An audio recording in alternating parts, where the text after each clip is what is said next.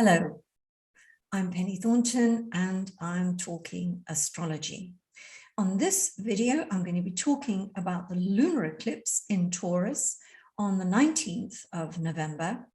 And of course, I'll be looking at it in the setting, which is all important. And although this is just a lunar eclipse, it isn't a total lunar eclipse, it's still going to pack a powerful punch.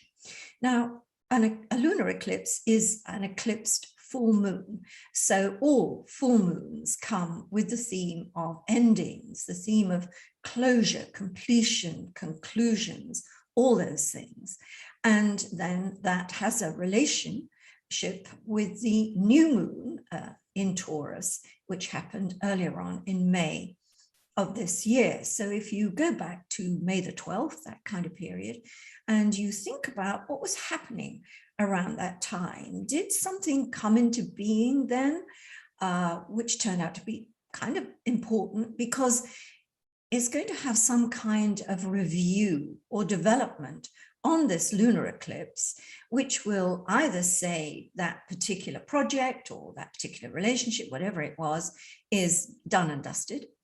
Or it means you've got a review and it goes on to its next stage, very possibly to be reviewed again in the middle of May of 2022. Eclipses come in cycles. They not only spend 18 months or so in a particular sign, so all the eclipses happen in that sign and its opposite sign, but also when we have new moons and solar eclipses, and full moons and lunar eclipses, they're like a sort of pair of bookends. The new moon begins, the full moon, the lunar eclipse closes. And what's very interesting about this lunar eclipse is its proximity to a fixed star called Algol, which I'm going to be talking about very shortly. But first of all, as I like to do, I want to look at this full moon in its setting so we can see what else is going on at the time. Because of course, you could say any full moon in Taurus, any lunar eclipse in Taurus is the same old, because it's always in the same sign. It's a lunar eclipse. But of course, what makes all the difference is what that full moon is connected to. What else is going on? Is it square to something? Is it trining something? Is there something else going on at the same time that's really pretty powerful? Because we have to build that into our scenario and our interpretation of this lunar eclipse. So let's take a look at it in terms of what it looks like in a horoscope picture. So here we have, well, I've set this particular lunar eclipse for Tel Aviv, Israel, mainly because, you know, I like to dodge around the countries, set them in different places. So you don't think I'm always talking about the UK and London or even America, which I talk about a lot. But all over the world, this eclipse is happening. And here we see this eclipse from the perspective of those of you living in Israel and specifically Tel Aviv. So we can see the full moon, the sun there in that sort of 11 o'clock position, opposition the moon in the 5 o'clock position. And as you can see, I've drawn a red triangle between the sun and its next door neighbor planet, Mercury, the moon at the opposite point, intersected by Jupiter, which is in the sort of 8 o'clock position on our horoscopic circle. So what we've got there is a T-square. And remember that the eclipse happens at the exact same moment all over the world. But it just depends at the perspective we're looking at it from. Your coordinates, latitude, longitude, all of that plays into where that eclipse appears. I mean, obviously, if it's 12 o'clock lunchtime in Israel, or 11 o'clock, if we're moving all the way over to the United States, my goodness, it's going to be, you know, sort of, you know, in the very, very early hours of the morning. So the eclipse will have a different position. But the interesting thing about looking at it this way is we can see that the most dynamic factor about this lunar eclipse is its angle to Jupiter. It's squared by Jupiter. Now, Jupiter in astrology is one of the planets we always look at for good fortune, for growth, for things that we really like happening. It's a very prestigious planet. It often bodes very good times and progress, all sorts of things that we like in our lives. But of course, there's a dark side or another side to every single planet, and actually every single thing in astrology. So its dark side is really inflation. We've got the idea of something spiraling out of control. So we have that set up to our lunar eclipse on the 19th. Something is either spiraling out of control. We've got all sorts of things going on that seem to not be able to be managed very well. But on the other hand, we have this feeling that if anything is good about this eclipse, it's going to be fabulously good. So that's one thing I want to look at while we're looking at our horoscopic circle. The other thing is, what is the setting? So what you'll see there is planet Mars, and that's really what we call the most elevated planet, if you like. Well, Mercury is also an elevated planet, really, but it's right up there, close to the midheaven, the top of the chart. And it's at 13 degrees of Scorpio. And if we look at the direct opposite point to Uranus, the symbol, which looks a little bit like a television aerial, then we see we've got a Mars-Uranus opposition. And that happens a couple of days before the full moon.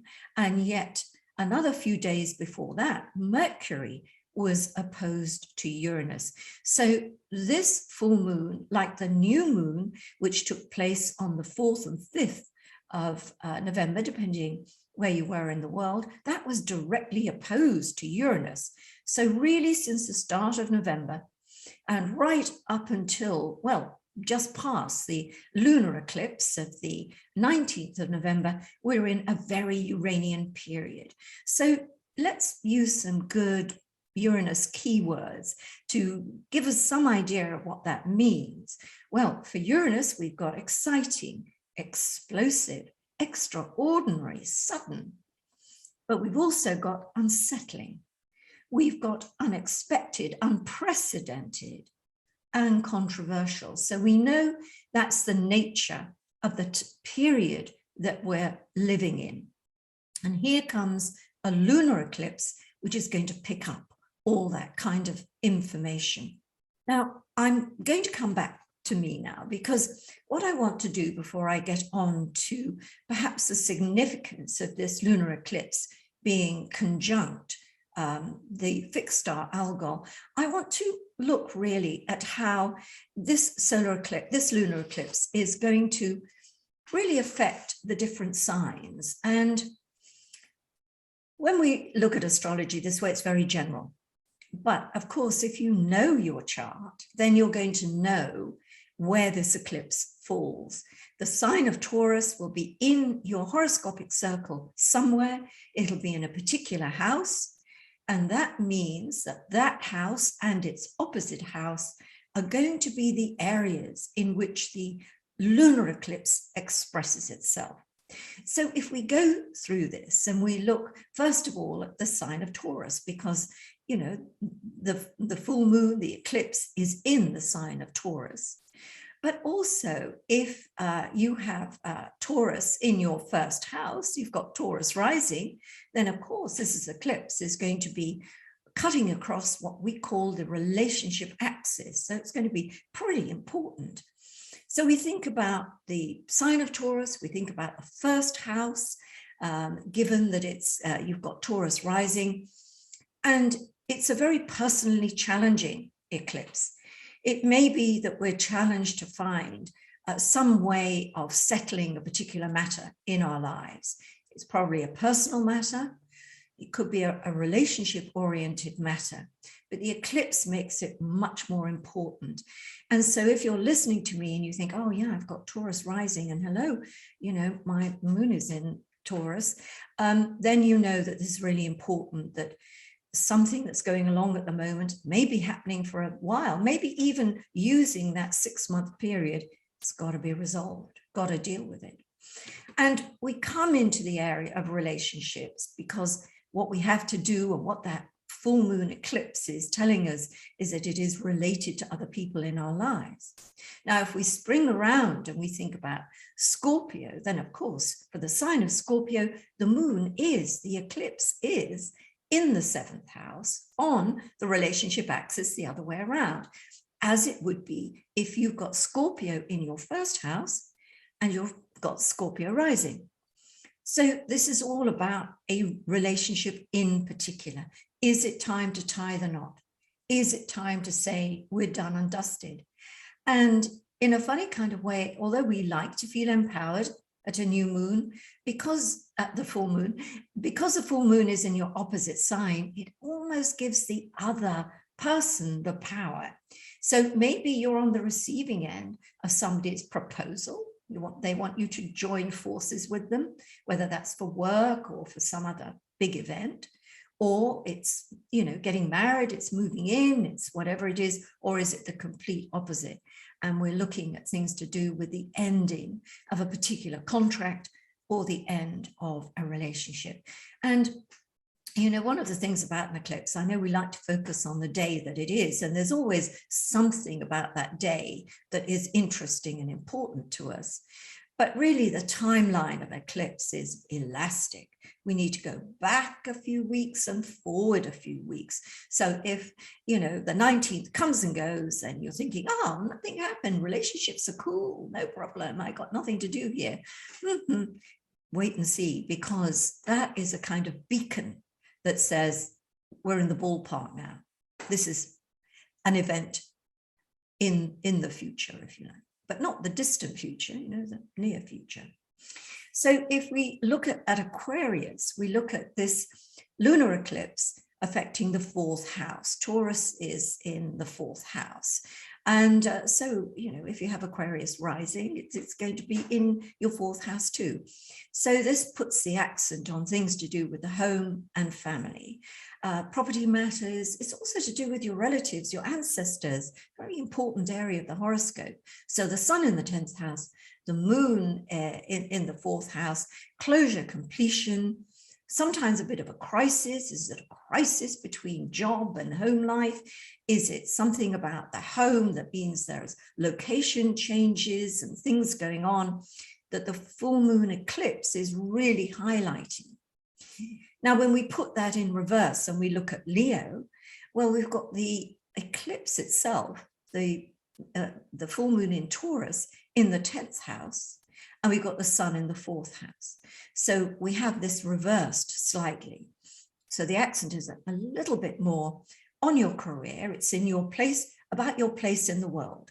So it's how you are in the world, you know, when you step outside your front door, or when we think about your career and how you deal with the world in some way, the world of work, perhaps we could put it that way. So the moon here means the full moon, the eclipse, means that there's something about this period of time which closes something and ends it. Maybe it's a period where you've been doing a lot of very important work and it's done. Maybe again, go back to that May period and see what was under discussion, what came about. So here we go, lunar eclipse. This is about decision time. It's happened. And again, let's use that elastic timeline of perhaps 2 to 3 to 4 weeks before we say, nothing doing for us. Let's wait and see. If we come now to Aries, well, you've got Aries rising or you're a sun Aries, then the moon, eclipsed full moon, will be in the area of money. The sun in the opposite sign, the 8th house, we've got the financial axis of your solar chart and your own natal chart, if it falls there, in the beams of this eclipse. Now, I call this axis, 2nd, 8th, the axis of survival. Because when you think about it, in the 2nd house, we build, we create, we put a roof over our heads, we earn a living, we find out how to support ourselves. Well, in the 8th house, that's sort of taken away from us, and other people have an influence to bear on our survival. And of course, the 8th house is death and rebirth. So we get a real connection with the end of things and the beginning of things.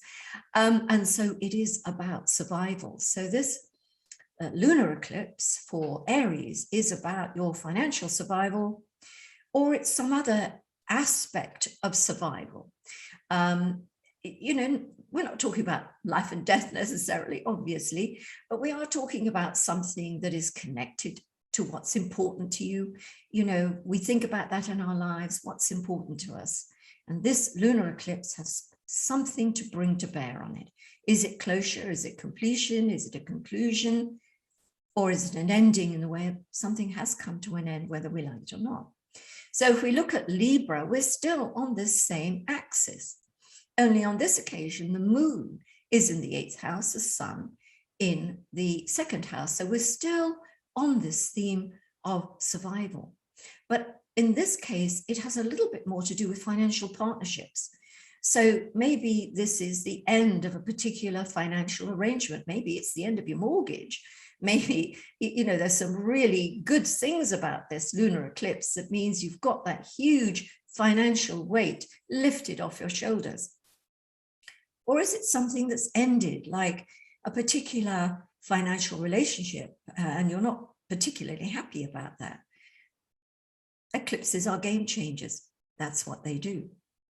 Now, if we come to Capricorn, then we're looking at the full moon itself, the eclipsed full moon in Taurus in the 5th house, and the sun is in the 11th house. So we're on the axis of creativity. And that can sometimes mean the fulfillment of a creative project, which is nice. You know, it's done and dusted. It's now your offering to the world. Here, I'm going to show you what I've done. It's also procreative. So we're thinking about our offspring or pregnancy. So something coming into being that's taken many months of gestation to arrive. Now, we look at the moon in that 5th house, but of course the sun is in the 11th house, which is the area of collaborations. It's the area of the higher self in a way. It's where we think of ourselves really as a bigger self. So it may be that the events that happen around this time require that we get into our bigger self and we see things from that much loftier perspective. And it's the same really when we come to look at Cancer. Only on this occasion, the sun is going to be in the 5th house and the moon, the full moon eclipse, in the 11th house. But the idea of gestation and birth, the completion of a project, the culmination of months of preparation, gestation, however you want to call it, that this eclipse is about that. And of course, sometimes we're looking at the gestation of a love affair. You know, it's taken some months and here we are, we're 6 months in maybe to a love relationship. And is this the stuff of, you know, a long-term commitment, or have we come to the end of where we are? Again, looking back at that early May period, or May in general, perhaps, when perhaps a new relationship came into being or a project you started. And, you know, as I talk to Capricorn about the idea of getting into the higher self, that also applies to you, because during this period while the sun is in this area of the horoscope, and you know, we are also looking at, you know, this idea of the small self and the big self. So if we come now to our final group, so we look at Gemini, then this is interesting because Gemini, you are the sign following Taurus. So for you, that lunar eclipse is in the 12th house, the moon in the 12th house, the sun in the 6th house. So we're on this very mystical axis. You know, I often refer to the 12th house as the house of shadows. It's because we don't always see things very clearly. It's also the area of the unconscious mind, so it's very powerful.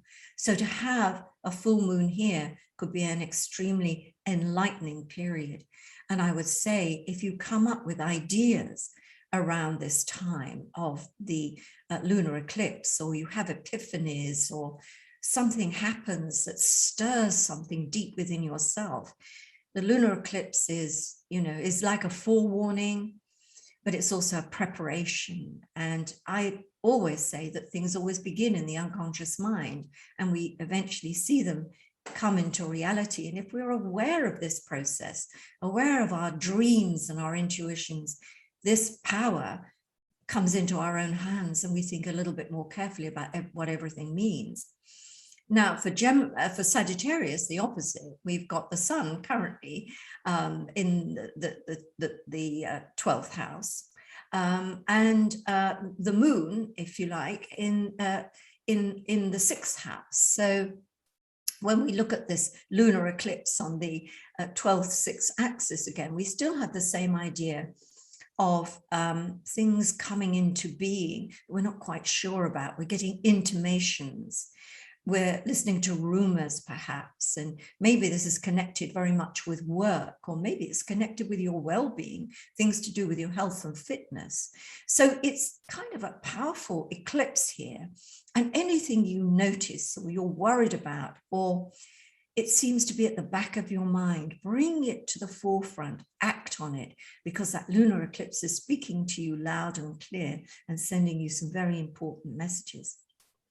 So last of all, we come to Pisces and Virgo. So for Pisces, that full moon, full moon in Taurus, the eclipse, is in the 3rd house of communications, and the sun is in the 9th house also of communications, but where we sort of meet the world. So there are more kind of rarefied communications, virtual communications, loftier kind of experiences, long distance travel, reaching out to people and places across the world is where Sagittarius is. And with Gemini, we're much more, or the 3rd house, we're much more in the area of the mind itself, localized stuff going on in neighborhoods, things sometimes to do with our siblings, or our friends who feel like siblings. That's important too, because lots of us, including myself, don't have brothers and sisters, but we certainly have friends who feel like our brothers and sisters. So this lunar eclipse has a lot to do with all of that. And it may bring a matter to a head related to a sibling, or related to something to do with travel or the work you're involved with. Or it may be extremely illuminating kind of thought, great ideas coming out of nowhere.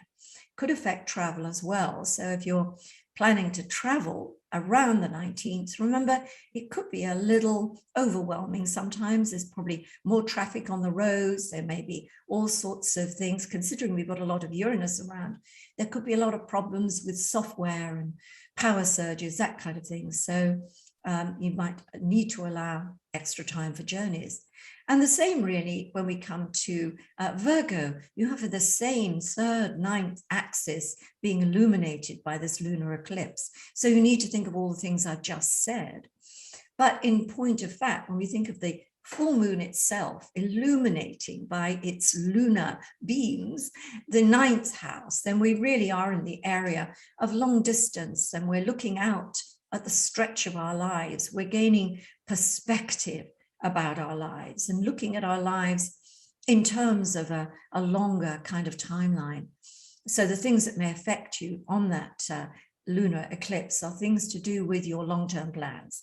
They're things to do with perhaps courses and projects that you are working on educationally that matter. And of course, the spiritual world is also the high world of higher consciousness again is on that 9th house area. So when we think about that too, this full moon could be very powerful spiritually. You may have a real kind of sense of, that wider sense that we see things in, the greater perspective that's available on this lunar eclipse. So let's come back not down to earth. We're still very much in the area of the lunar eclipse. But I want to look at this interesting factor about this lunar eclipse being conjunct the fixed star Algol. Recently I've spoken about the fixed stars more than usual because I'm fascinated by them. They were extremely part and parcel of more ancient astrology, medieval astrology, and on time of William Lilly, for instance. So there's a vast kind of lexicon of information about what these fixed stars mean. There is some modern interpretations as well, and you can take a look at Elspeth Eberton's book, which is about the fixed stars in their connection with astrology, which is very enlightening too, a little bit more up to date.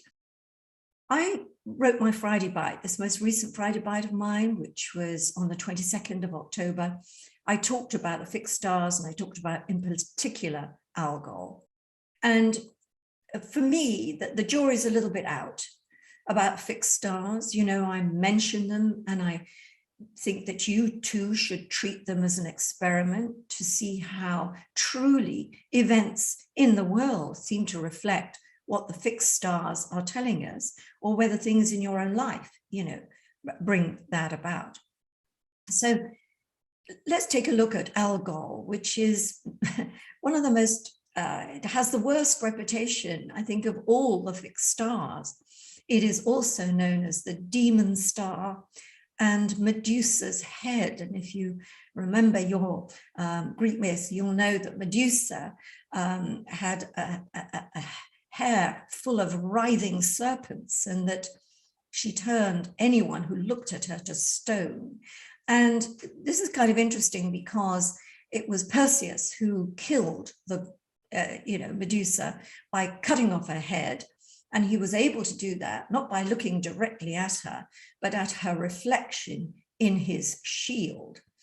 And it's very interesting that we have this idea, or the ancient meaning of Algol is violence and death by decapitation, which of course all stems from this idea of the Medusa, really.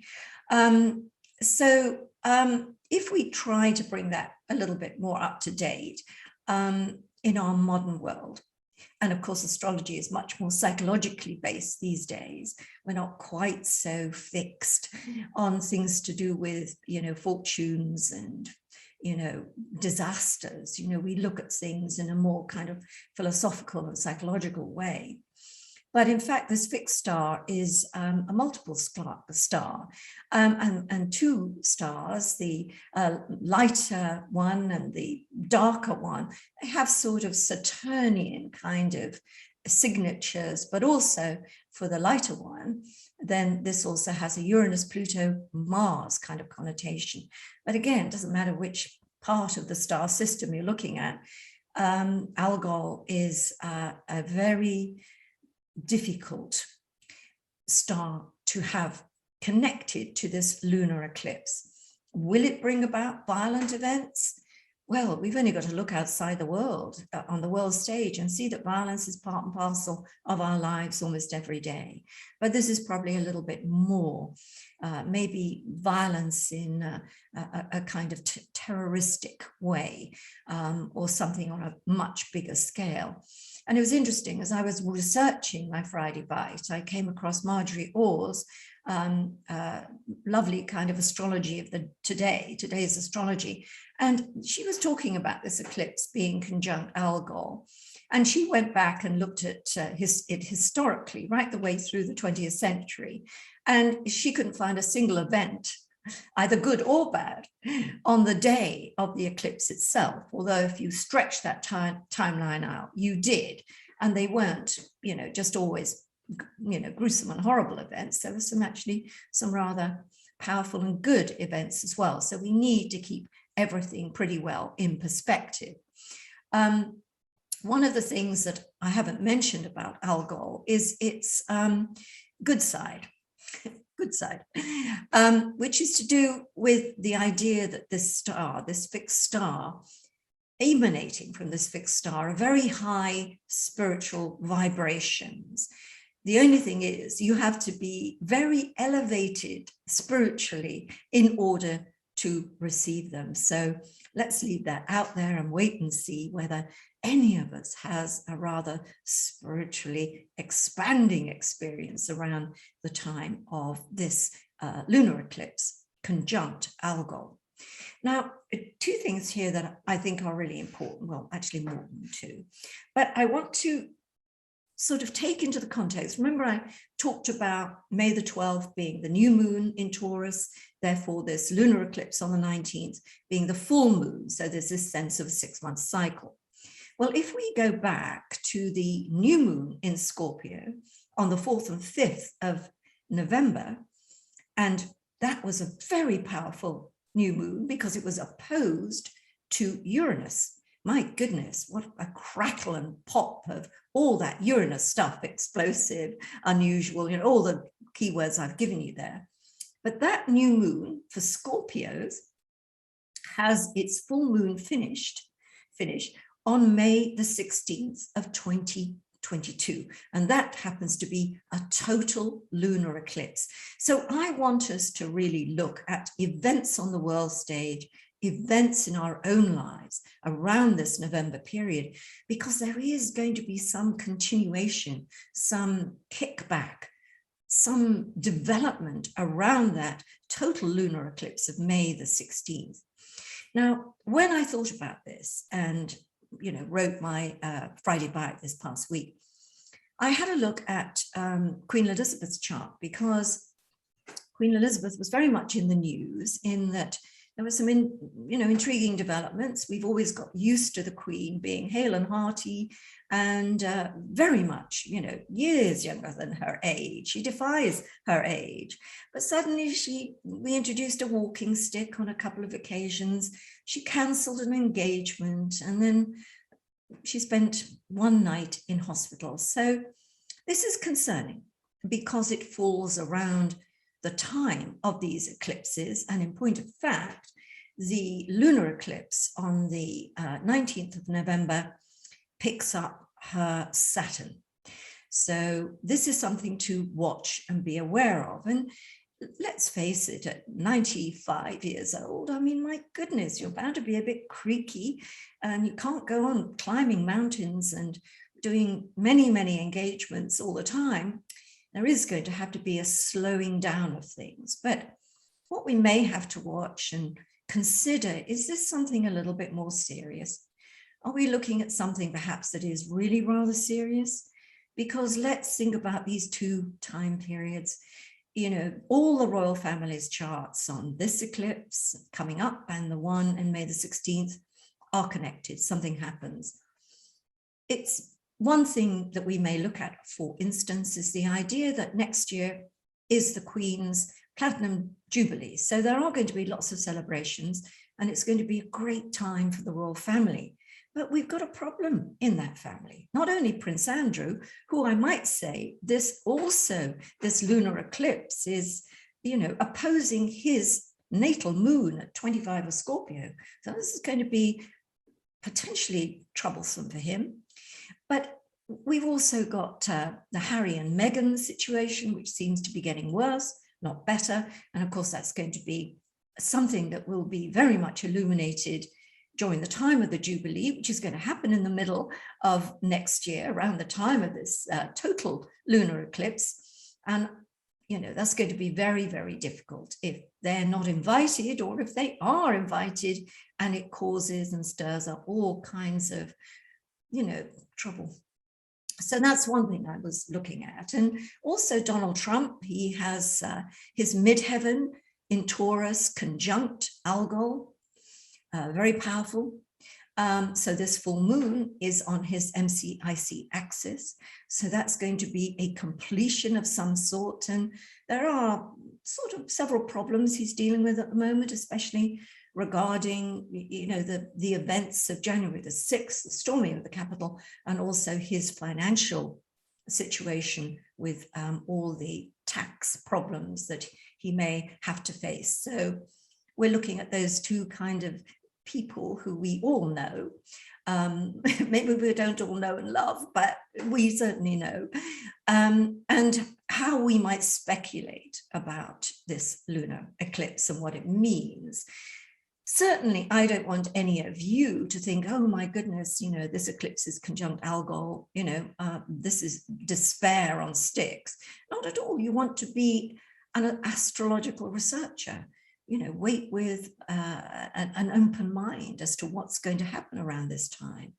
And also, of course, we talked about, if you've got something at the back of your mind, bring it to the foreground now and deal with it, because what happens on a full moon, let alone an eclipse, is that simmering situations reach boiling point. So far better to deal with it sooner than at the time of the eclipse itself. So here we are at the conclusion of my video. And I usually end with a kind of thought. And my thought for this week, this particular video, is personal. And it's because I had to attend the funeral of one of my closest friends 2 days ago. I'd known my friend for decades, and she died very suddenly of meningitis. And the funeral, in a way, was a celebration of her life, because she was a marvelous person and loved by so many. But of course, as we were there and as we gathered later to celebrate her life, it was a sense that we would never all be here again, because my friend brought us all together in this place where she lived, and we would never, ever be there ever again. And there was this sense of, for all of us, a chapter of our lives closing, a chapter that had been decades long. And it also brings to mind, of course, something of a cliche that we say all the time: life's short. And it is. And we never know when that ending is going to be. And I think it's a good thing. Why would we want to know? You know, maybe we could prepare, set aside money for our funeral, or, you know, whatever. Yeah, we could certainly do that. But I think when it comes to the people we love in our lives, the things we want to do in our lives, life is short. Don't put it off. If you get a feeling that you should be speaking to someone, that you want to resolve something, that there's something you really, really want to do now, don't put it off. There may be a better moment. And then what happens is you end with regrets, you know, I should have made that phone call. I should have said that. I should have done that. I've now lost the opportunity to do what I wanted to do. Make the most of life. That's the message here, because indeed, life is short. Thank you for watching, and I look forward to seeing you in a couple of weeks' time. Bye for now.